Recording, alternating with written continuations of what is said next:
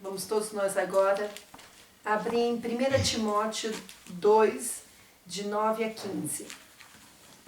Todos já estão abertos? 1 Timóteo 2,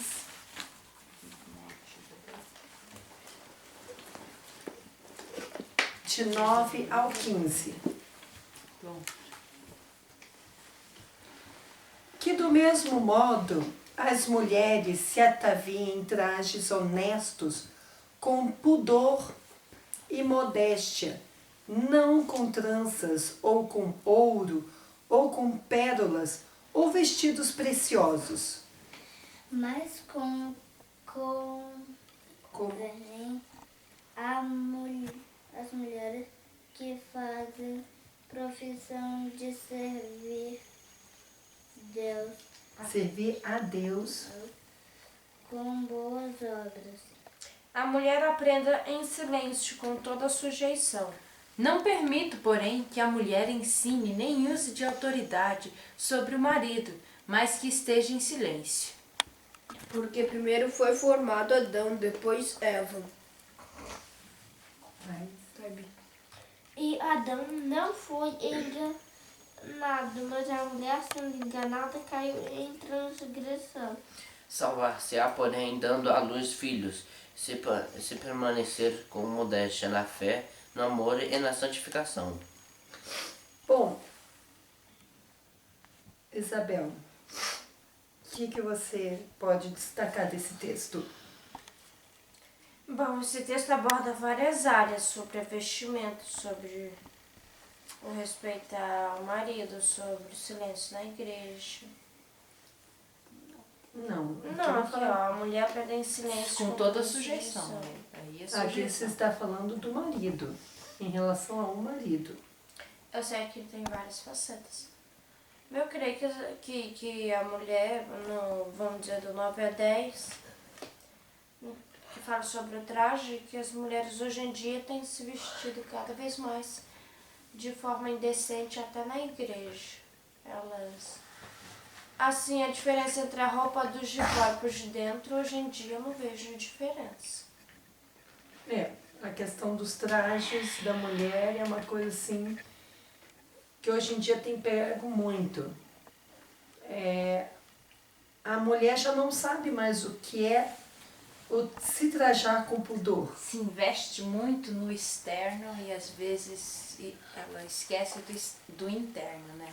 Aquela coisa, às vezes coloca muito dinheiro e isso e aquilo para ficar bonita, salão de beleza. E aí algumas acabam perdendo o foco do que é o mais importante, que é a beleza interior, né? Investir na beleza interior. Uma coisa que eu vejo muito é a preocupação na produção, é algo exagerado. E algo que no passado não se tinha isso. Por exemplo, eu vejo no passado as mulheres que moravam nas fazendas, coisas assim, não tinha salão para ir toda semana. E hoje em dia a gente vê, as mulheres são escravas me lembra muito as africanas que usam aquelas argolas.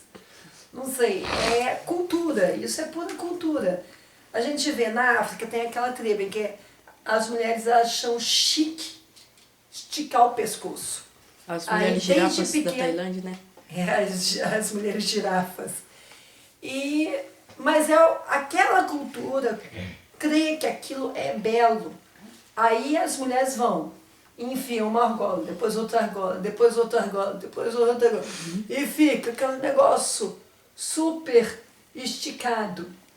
Aí tem um livro que fala a primeira mulher branca nas selvas africanas, e ela descreve um caso em que um daqueles negros que era chefe da tribo e tudo mais, tinham várias mulheres, e ele resolveu tirar aquelas argolas para mostrar para ela como é que as mulheres ficavam sem as argolas.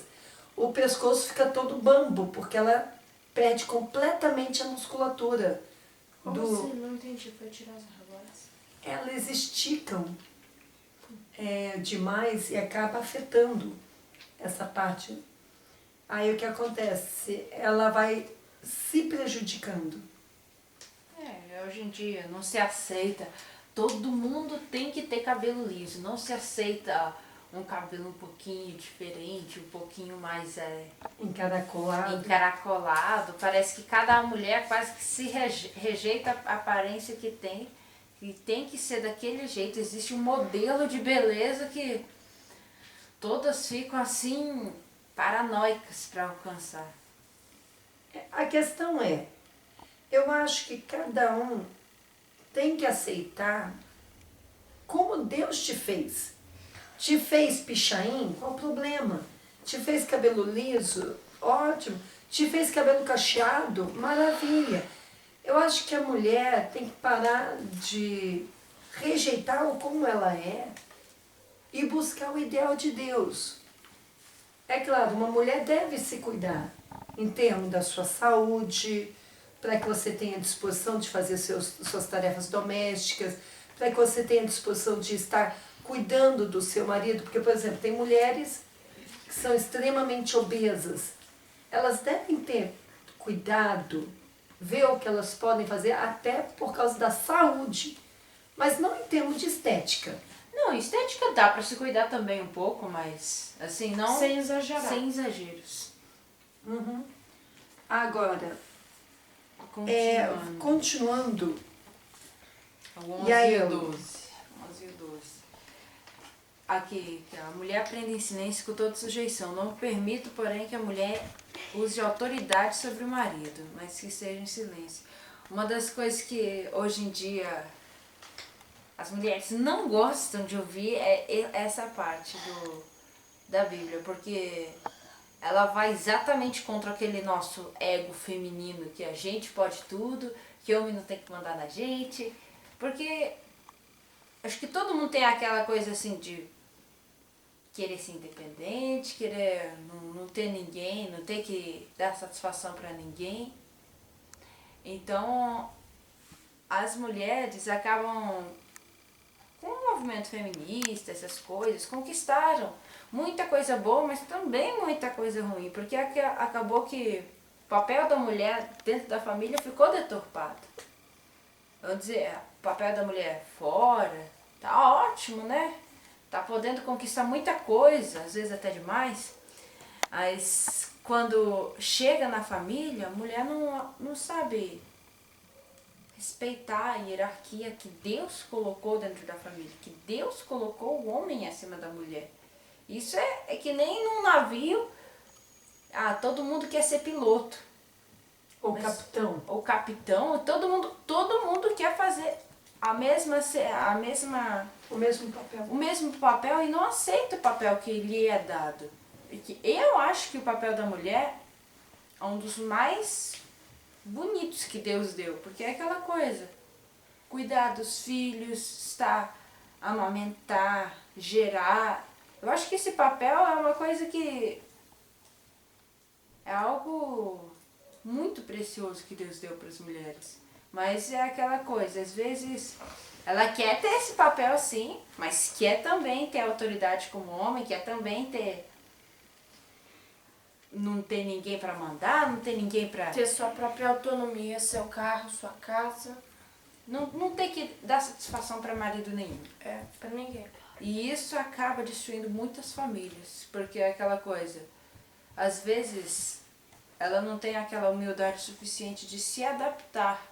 Ela sempre espera que o homem se adapte a ela, mas ela não se adapta àquilo que o homem quer também, porque no casamento precisa haver adaptação dos dois lados, e a mulher precisa entender o seu papel. E, baseado no seu papel, se adaptar ao marido. Uhum. Se ajustar ao que o marido quer. Agora, só compartilhando um pouco, às vezes a mulher sente assim, poxa, mas eu sinto que Deus está me falando isso e o meu marido está me impedindo. Então ela fica que nem goteira contínua. Fica aquele ping-ping até o marido ceder e fazer o que ela quer. Aí eu gostaria de compartilhar com vocês o que Deus fez na minha vida. Por exemplo, para quem conheceu Josué na época do horto, que ele trabalhava lá no horto, lembra? lembra, logo do início, nosso segundo ano de casamento, quando Deus começou a fazer as mudanças na minha vida, na vida do meu marido, Deus falou muito forte comigo, falando que eu não deveria mais evitar filhos, que era algo que estava desagradando o coração de Deus. Isso me tocou fundo. E eu lembro que eu ainda estava morando naquele apartamento lá no Lins, eu cheguei para o meu marido e falei, olha, meu marido, eu sinto da parte de Deus que nós estamos pecando evitando filhos. Por causa desse texto que eu estou sentindo realmente que Deus está falando ao meu coração que a gente não deve mais evitar filhos. Aí o que meu marido chegou e falou? Olha, eu acho interessante você saber pensar dessa forma, mas Deus não me tocou, eu não estou sentindo isso e nós vamos continuar evitando filhos. Eu lembro que foi apenas uma conversa que eu tive. E eu, a partir daí, eu comecei a orar. Foi uma única vez que eu falei com ele. E não falei mais. Eu deixei de achar que Deus estava querendo aquilo de mim? Não. Eu não deixei de achar que Deus estava querendo isso de mim. Mas é aquela coisa, ao texto realmente como esse, esteja em silêncio, em sujeição, eu silenciei. E coloquei diante de Deus e orei diante de Deus. Aí, a partir daí, eu fui colocando na mão de Deus, no altar de Deus. E coloquei assim, Senhor, Ele é o meu marido, a quem eu devo estar sujeita. Então, está nas tuas mãos essa questão. A minha parte eu fiz. Agora, o Senhor vai tocar o coração dele. E eu sei que passado um ano, um pouco mais de um ano, uma coisa assim, aí Josué chega assim, Darcília, tudo sem graça. E todo mundo que conhece Josué sabe, ele tem uma memória maravilhosa. Qualquer coisa que aconteça hoje e amanhã, ele já não está sabendo o que aconteceu. Não, nem tanto, né? Não, mas eu esquecido. Tem às vezes a coisa que acontece aqui, passa 2, 3 horas e ele esqueceu o que aconteceu. Ele tem uma memória péssima. Aliás, é a pessoa de pior memória que eu já conheci. Mas, tanto que tantas coisas que a gente vivenciou, aí ele, poxa, Darcília, isso aconteceu? E até as crianças acham graça. Poxa, pai, mas isso aconteceu, foi assim, assim, assim, assado. Ele é mesmo. Ele esquece que é uma coisa terrível. Mas isso é bênção em alguns pontos, porque ele esqueceu completamente o que eu tinha colocado diante dele. Então, quando Deus fez a obra na vida dele, foi uma obra nele, 100% nele. Porque Deus foi agindo sem ser influenciado por mim. E ele me chamou e falou, Darcília, eu não sei como é que você vai encarar isso, mas eu estava lendo esse texto e eu estou sentindo da parte de Deus que a gente está errado em evitar filhos. Mas naquela hora eu ri demais dele. E ele olhou, mas o que foi, Darcília? Poxa, eu estou aguardando isso já faz um ano. Ele olhou assim, mas como? Aí eu falei, não lembra, lá no Lins, naquele apartamento, logo naquela primeira semana que a gente estava tendo todas aquelas mudanças, que eu conversei com o senhor a respeito disso. Poxa, eu não estou lembrado. Aí ele foi tomado de surpresa e falou, poxa, então é confirmação. E foi algo bonito, porque foi uma obra que Deus fez em mim, e 100% meu, e foi uma obra que Deus fez nele, e 100% dele. E não foi uma coisa, tipo, eu batalhei, até que eu dobrei meu marido. Não foi isso. Não foi isso. Foi uma conquista de nós dois. E por isso que quando a gente enfrentou as lutas que a gente enfrentou, a respeito da rejeição dos nossos familiares, da questão de termos filhos, foi algo que a gente teve força, porque era algo de nós dois juntos. E às vezes a mulher perde porque não faz da maneira de Deus. Eu acho que a mulher, quando sente algo da parte de Deus, deve colocar ao marido. Mas se o marido impuser barreira, ela ora a Deus, porque se ela crê em Deus, Deus vai agir.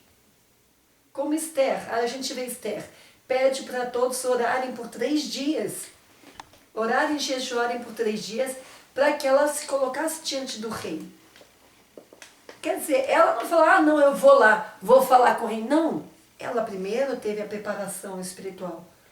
Vamos buscar em Deus.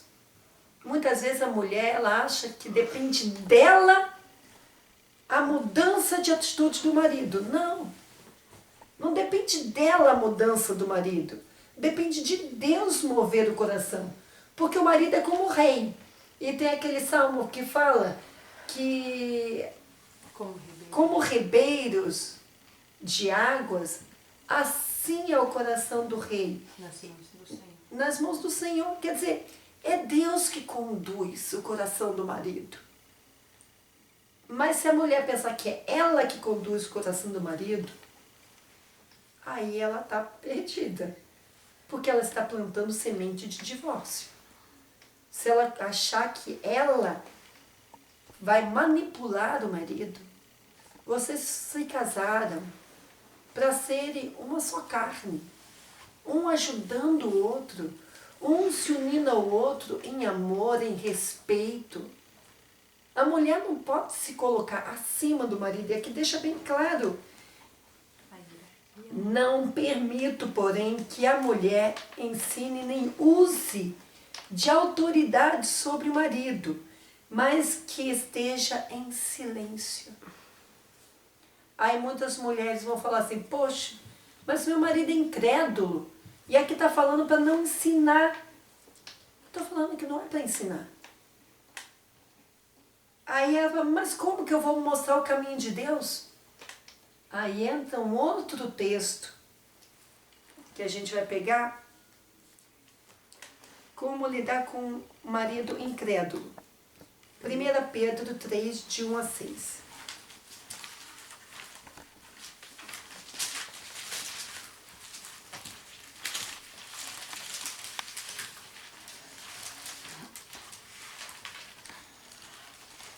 Primeira Pedro, 3, de 1 a 6. 1 Pedro 3, de 1 a 6. Todos atentos? 2 Pedro. 1 Pedro.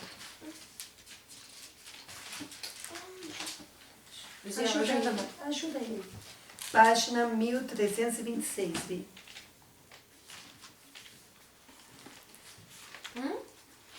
1 Pedro 3, É como de disse página 1300. a 1327. É logo do lado.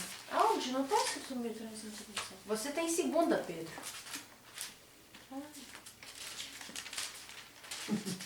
Então foi bom eu falar da página, que você estava num totalmente diferente. Não é errado. Bom, todos já viram? Semelhantemente, vós, mulheres, sede sujeitas a vossos próprios maridos, para que também, se alguns não obedecerem à palavra, pelo porte de suas mulheres, sejam ganhos sem palavra. Jair. Aqui. Considerando a vossa vida, caça em temor. É isso. O enfeite delas não seja o exterior, no frisado dos cabelos, no uso de joias de ouro, na compostura dos vestidos. Mas o homem encoberto no coração, no incorruptível traje de um espírito manso e quieto, que é precioso diante de Deus. Daniel. Porque assim se adornavam também antigamente as santas mulheres que esperavam em Deus e estavam sujeitas a seus próprios maridos.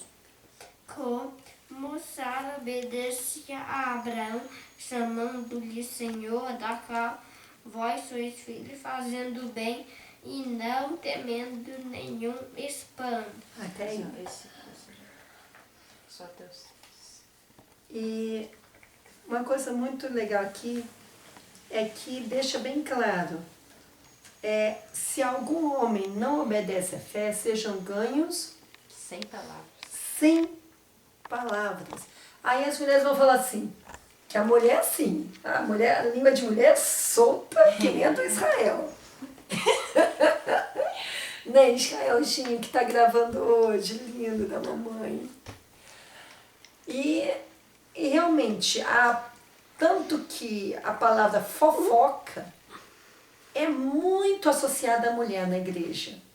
E a gente vê o quanto causa destruição. Porque, por exemplo, a gente não vê na igreja os homens fofocando. É muito raro. Muito raro. Mas o que mais a gente vê no problema, a maioria dos problemas sérios nas igrejas, vem da fofoca da mulher. Porque ela usa a língua dela para destruir. Usa a língua dela para arruinar. E o que acontece? O que é mais difícil de uma mulher fazer é controlar a língua. Controlar a língua. E, por exemplo, quantas vezes a gente vê a mulher no lar falando: ô marido, o senhor é teimoso. Chamando o marido de teimoso, de cabeça dura e etc. É, Israel? Quer dar sua palavra? Fica fazendo gracinha. Saiu. Quieto. Aí só sei que a mulher está amaldiçoando seu marido. E a Bíblia deixa bem claro. A mulher ganha em silêncio. No silêncio você ganha muito mais, porque no silêncio você está dando honra a Deus. É como 2 filhos. Por exemplo, essa figura é interessante. Imagina, você é mãe, tem 2 filhos, e um filho chega e toma o brinquedo do outro. Você está olhando, você vai tomar uma atitude contra aquele que arrancou o brinquedo. Mas aquele de quem o brinquedo foi arrancado chega e dá um socão no que tomou. Você já não tem disposição de defender. Você já não tem vontade de defender porque houve uma agressão desproporcional. E às vezes Deus é assim. Deus vê a mulher sendo injustiçada ou sendo tratada da maneira inadequada, aí Deus vai em defesa da mulher. Aí a mulher já lasca em cima do marido. Aí Deus fala: bom, não me pediu ajuda, não quis usar o meu poder para resolver a situação, resolveu se vingar a si mesmo, porque a Bíblia diz: minha é vingança, diz o Senhor, eu retribuirei. Quer dizer, a mulher, ela quer se defender, ela quer correr atrás, ela quer fazer a coisa. Não. Coloca no altar de Deus. Frita seu marido no altar de Deus para ver se não acontece alguma coisa. Frita no altar de Deus para ver se não acontece alguma coisa. Só que aí, quando Deus mudar a atitude do marido, você não vai poder se gabar: fulano mudou porque eu isso, eu aquilo. Não. Você vai admitir: foi Deus que agiu. Foi Deus que transformou meu marido. Foi Deus que o conduziu. Só que isso exerce uma coisa que poucas pessoas têm, que é aquela questão paciência, né?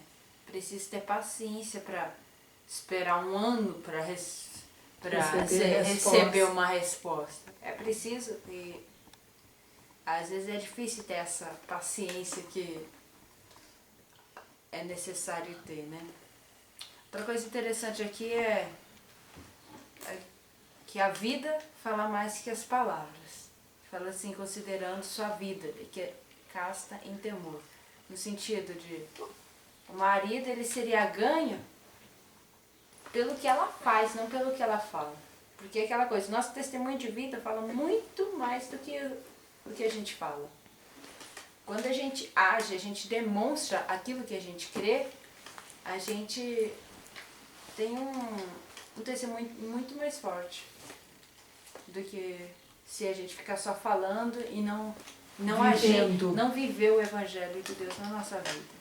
É exatamente isso. A vivência do Evangelho é o que mais conduz. Porque, por exemplo, hoje em dia, o Evangelho não tem feito efeito na vida de muita gente. Por quê?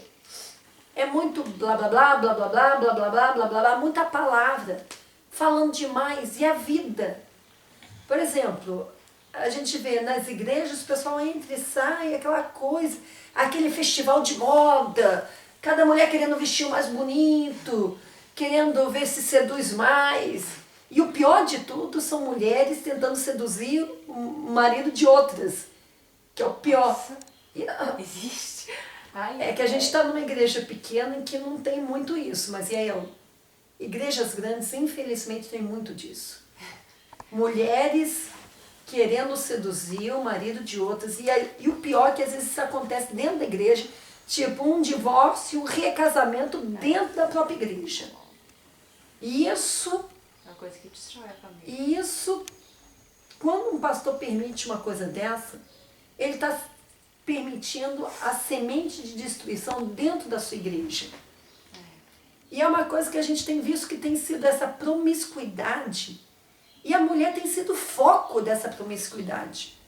Que a gente vê os homens em si não mudaram tanto os seus trajes de tempos passados para agora. Os homens, a gente vê, os homens não têm tantas coisas assim para mostrar, coisa assim, mas quando eles vão para a igreja, de camisa, solta, frouxinha, calça, se vestem de maneira mais adequada. Mas por que a figura da mulher, ela tem que, dentro da igreja, se vestir como uma prostituta veste aí na rua? É uma coisa assim muito desproporcional. Porque Satanás está querendo sempre usar a mulher para destruir. Só que a mulher, ela tem que ser um vaso de bênção. Ela tem que ser um vaso de bênção e não um vaso de maldição. Só que ela tem sido um foco muito forte de maldição na vida. Porque ela não quer controlar a sua língua, ela não quer controlar suas vestes e sua vaidade, ela impõe sobre o homem um peso muito grande, porque a conta do salão é astronômica.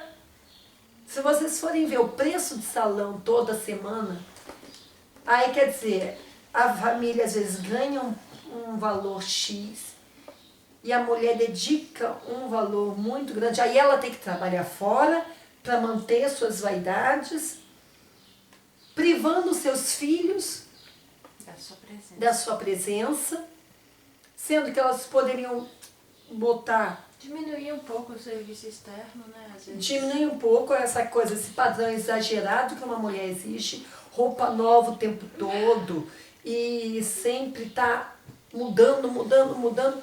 E o pior é roupa nova e inconveniente. Que às vezes elas investem muito em roupas que não são adequadas para uma mulher. Tanto as mulheres casadas quanto as solteiras. Agora eu queria que a gente fosse... Até agora a gente falou muito sim de mulher, mas a gente não viu o papel da mulher em si. Então, como deve ser essa mulher? Aí a gente consegue pegar muito assim de qual é o papel da mulher, segundo a Bíblia, no livro de Tito 2, 3 a 5.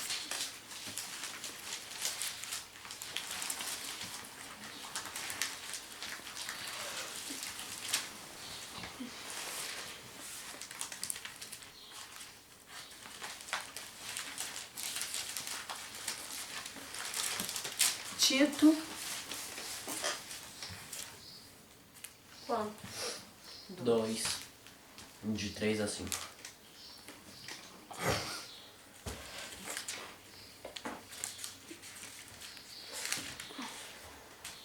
Aqui cheio. Tá bem etiquetinho, tá? Qualquer coisa. São só 3 Tá, versículos. então, olha, esses versículos vai ser eu, a Isabel, a Yael. Não, são só 3 mesmo. Tá. Então vamos lá. As mulheres idosas, semelhantemente, que sejam sérias no seu viver, como convém às santas, não caluniadoras, não dadas a muito vinho, mestras do bem. Para que ensinem as mulheres novas a serem prudentes, a amarem seus maridos, a amarem seus filhos, A serem moderadas, puras, boas donas de casa, sujeitas a seus maridos, a fim de que a palavra de Deus não seja blasfemada. Bom, Isabel, o que você pode tirar desse texto? Que as mulheres mais velhas devem procurar ser um exemplo para as mais novas e mostrarem como que deve ser, né? E como que deve ser? Então, não podem beber muito vinho. É que não é muito detalhado. Ser sérias é porque a mamãe está perguntando baseado no texto.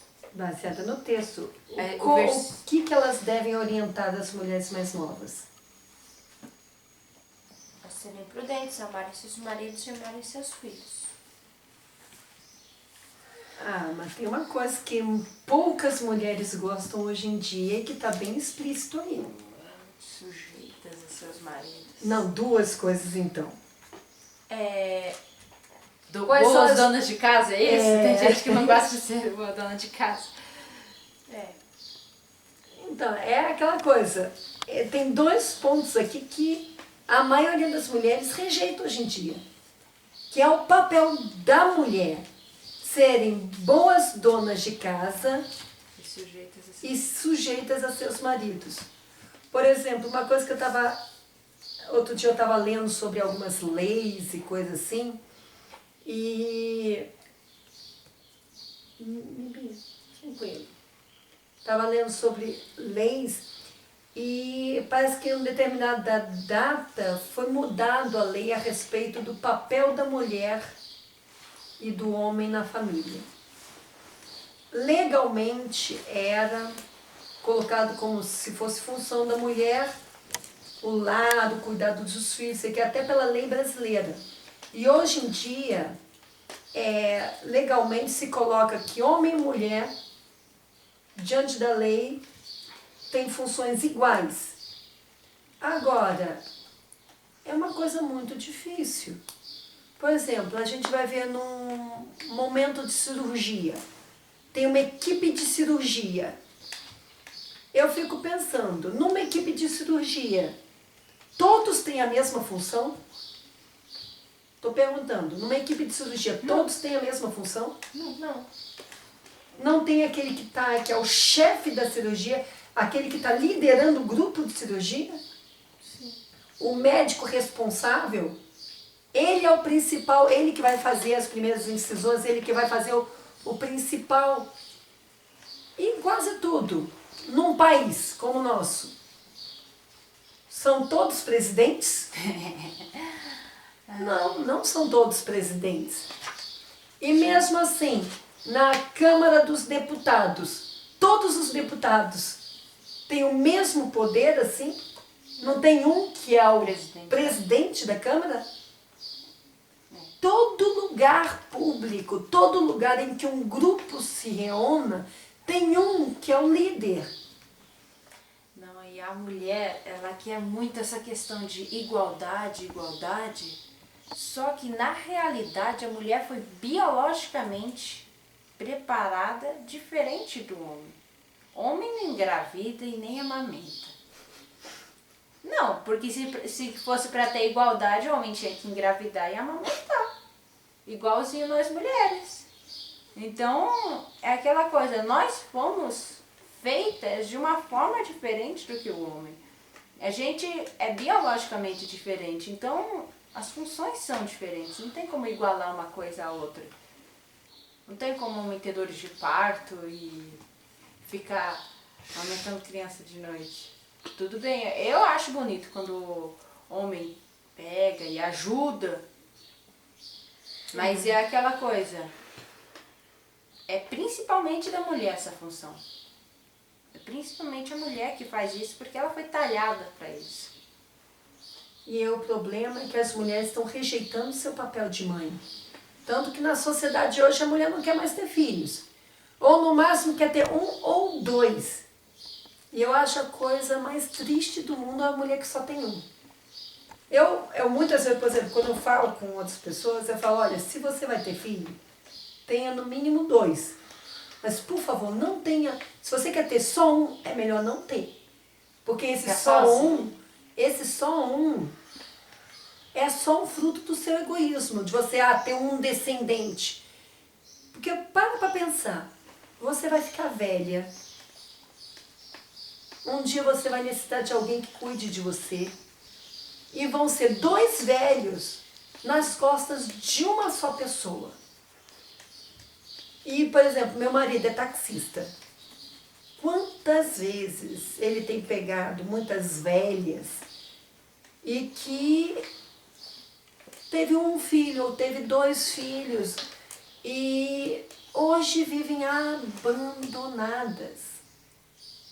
Por quê? Criou 1 ou 2, criou na creche, não criou um relacionamento pessoal, uma intimidade, e hoje são estranhos. São estranhos. E é o tipo de circunstância que eu tenho certeza que eu não vou viver. E que, por exemplo, eu vejo, por exemplo, minha avó Ida. Minha avó Ida teve 11 filhos. Ela não passou isso. Ela, na velhice dela, a casa dela estava sempre cheia. Foi uma mulher honrada e apreciada até os últimos dias da vida dela.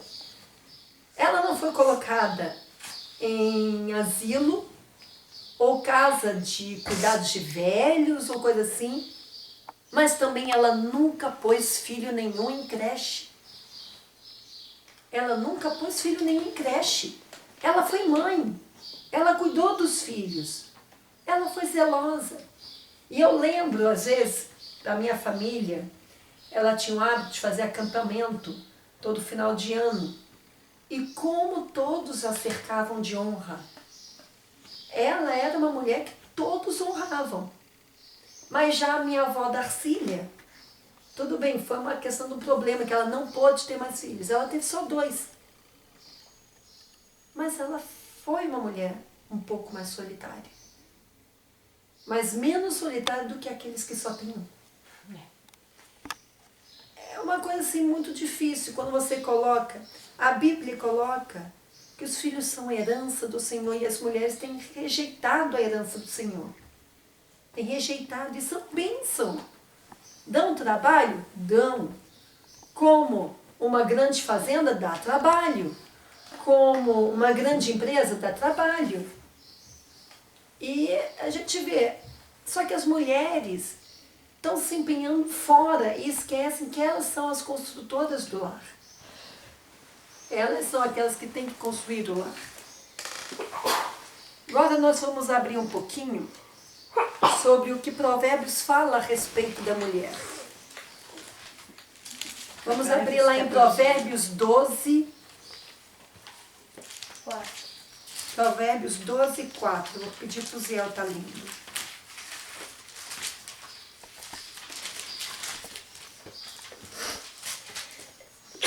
Provérbios 12. Provérbios 12, 4. A mulher virtuosa é a coroa do seu marido, mas a que o envergonha é como podridão nos seus ossos. O que você pode falar a respeito disso, Zé? Tipo assim, porque a mulher virtuosa é aquela... Não sei, que é uma ajudadora.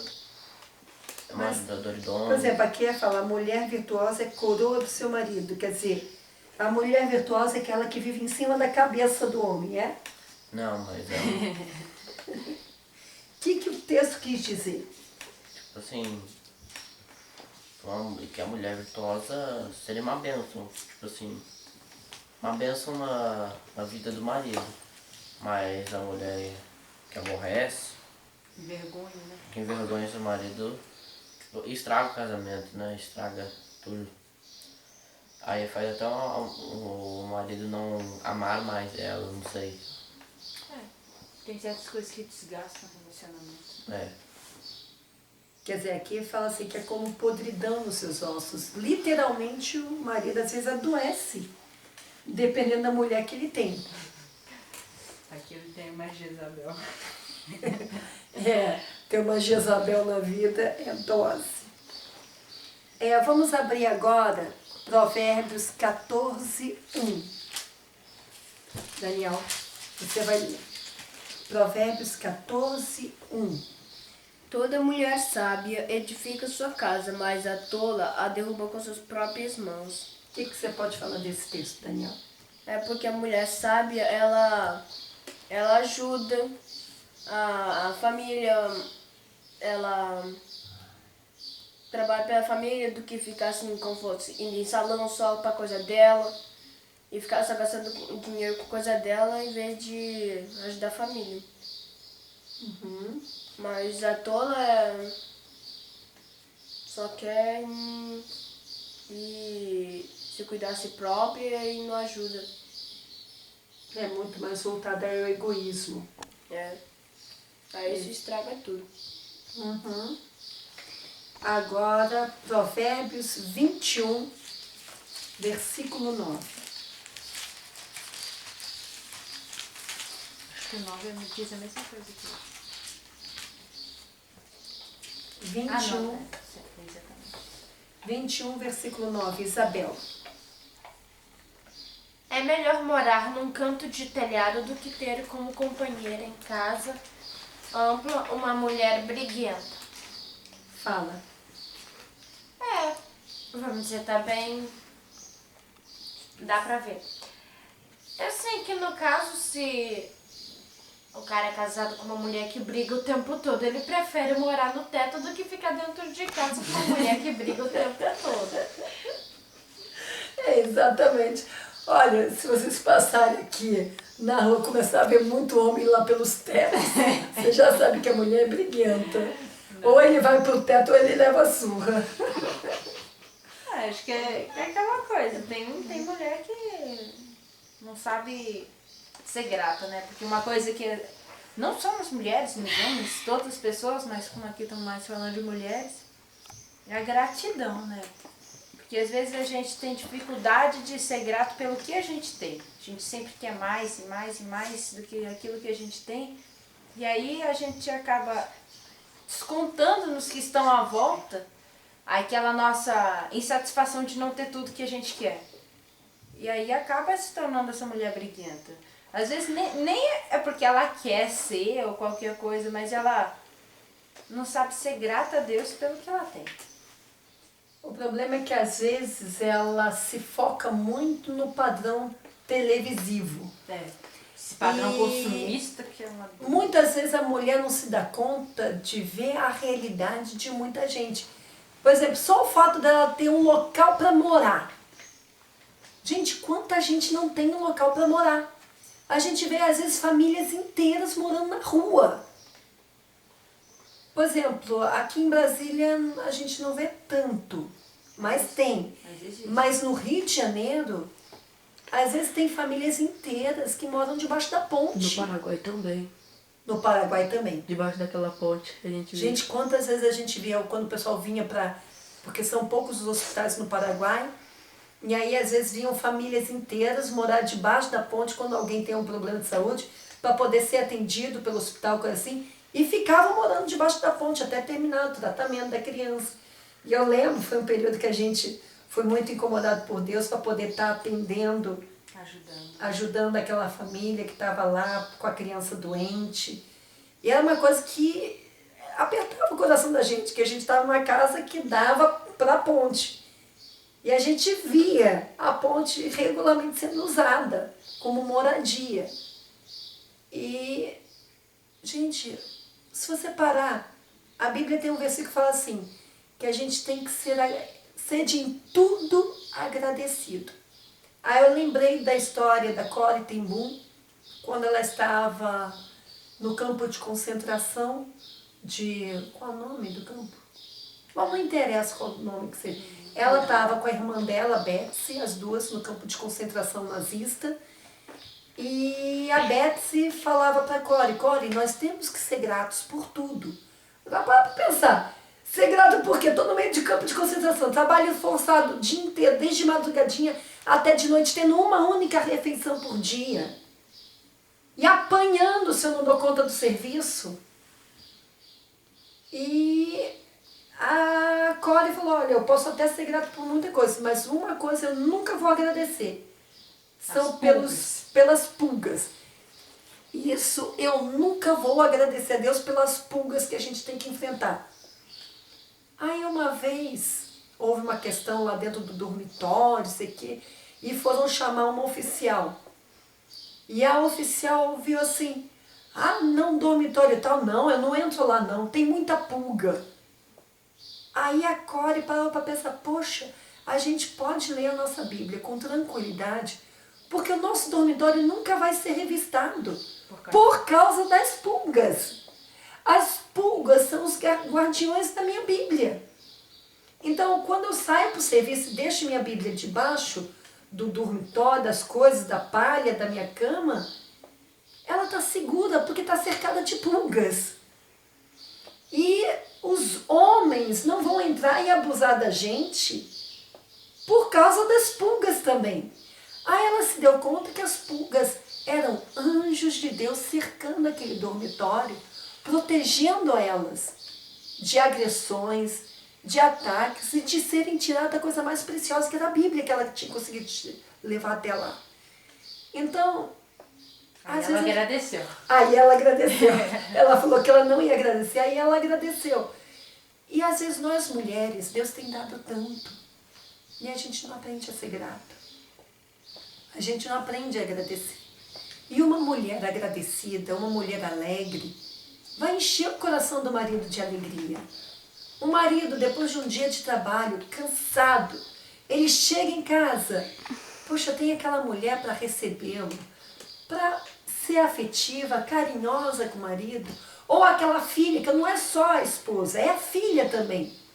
Uma filha que recebe o pai, que fala, ô pai, obrigado, e incentivar o homem trabalha com mais disposição, com mais alegria, e um homem trabalhando alegre, um homem rende mais.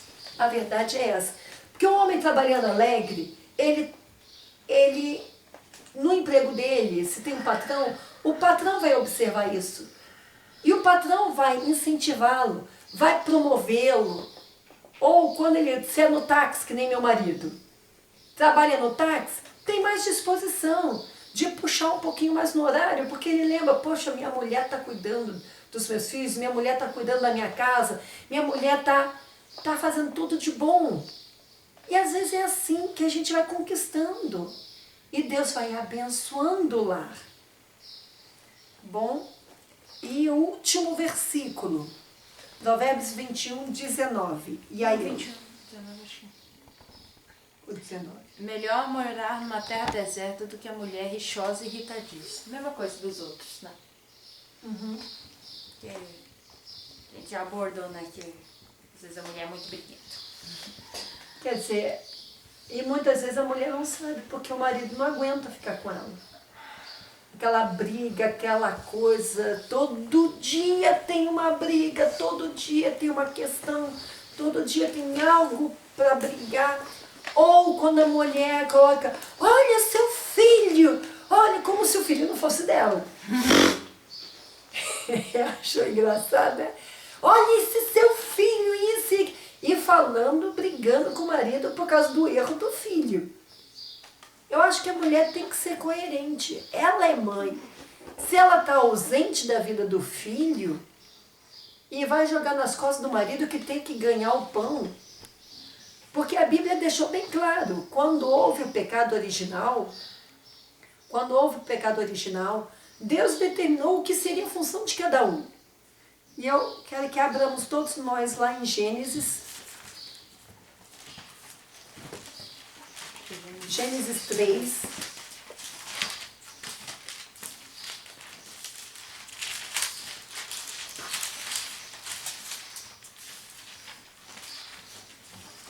Gênesis 3, 16 e 17. Daniel leu 16 e Uziel leu 17.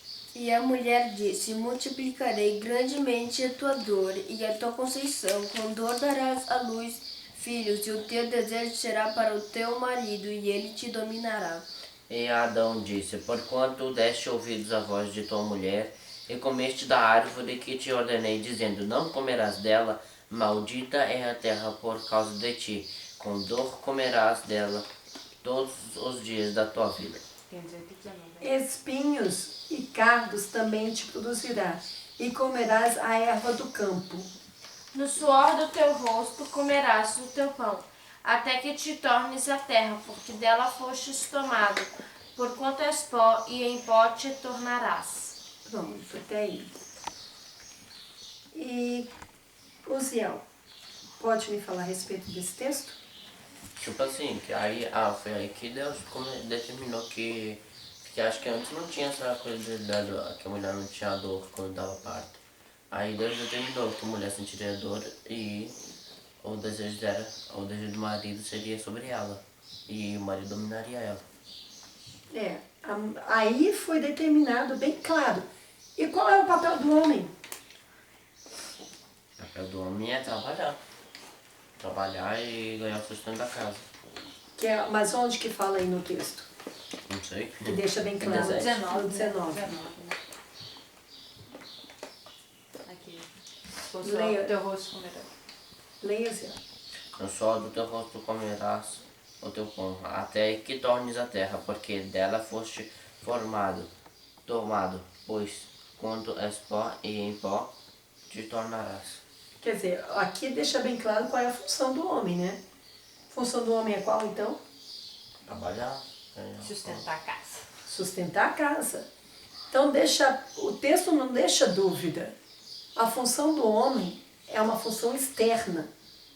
Aí muitos falam assim, meu marido não é sensível, sei o quê. Porque o homem foi talhado para enfrentar as lutas externas e Deus não fez ele tão delicado, tão sensível emocionalmente, porque ele tem que enfrentar o que está fora. Ele tem que enfrentar as palavras duras, os momentos duros, o lado externo. Já a mulher, por que a mulher é tão sensível? Porque a função dela é criar os filhos. E ela precisa dessa sensibilidade, desse carinho, desse aconchego, para ser aquele braço acolhedor aos filhos. Às vezes até para notar as coisas e fazer o marido perceber também, né? Porque às vezes, tipo assim, a mãe falou que o meu marido não é sensível, às vezes ela pode falar o que ela tá percebendo, o que tá acontecendo. Que às vezes tem gente que quer que o marido Adivinha. nem